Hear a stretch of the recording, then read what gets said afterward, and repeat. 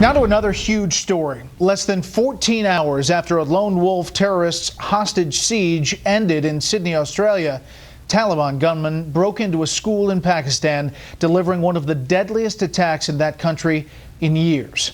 Sydney and Peshawar, two vivid examples of the violent world in which we live as the Obama administration tries to navigate dangerous foreign policy waters.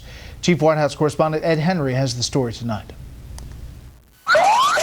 A gruesome terror attack, at least 141 people murdered in cold blood as the Taliban in Pakistan stormed a military-run school. Most of the victims were children, and the tragic business of funerals for the young students got underway almost immediately.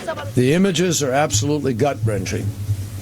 Young children carried away in ambulances, a teacher burned alive in front of the students. In a written statement, President Obama did not mention the Taliban by name, saying generally, quote, by targeting students and teachers in this heinous attack, terrorists have once again shown their depravity. At the White House podium, spokesman Josh Earnest was careful to stress the Afghan Taliban was not involved. This is the Pakistani Taliban that's claimed credit for this particular attack. While the Afghan Taliban did condemn the attack as un-Islamic, the group shares roots with the Pakistani Taliban, and attacks on the Afghan side of the border have been increasing as well, though administration officials may be sensitive to just how bad the violence is in the neighborhood, since today's attack came mere hours after the president declared combat operations are winding down for the U.S. This month, America's war in Afghanistan will come to a responsible end.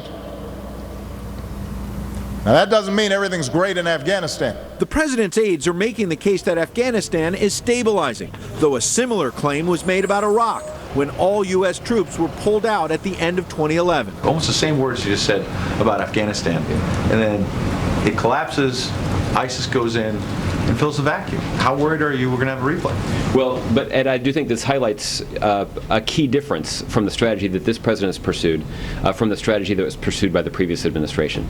No longer can the United States be in the situation where we're doing it for the host country.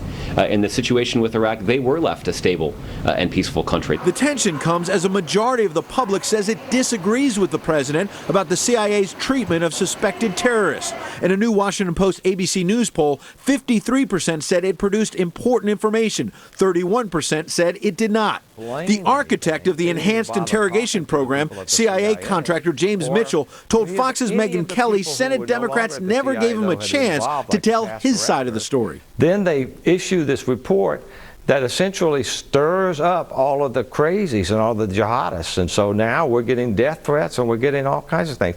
Josh Earnest said he can't comment on individual cases, but for months the administration's had a broader security plan to deal with this intelligence report, and today the president had a high-level meeting to get briefed on threats all around the globe. Brett?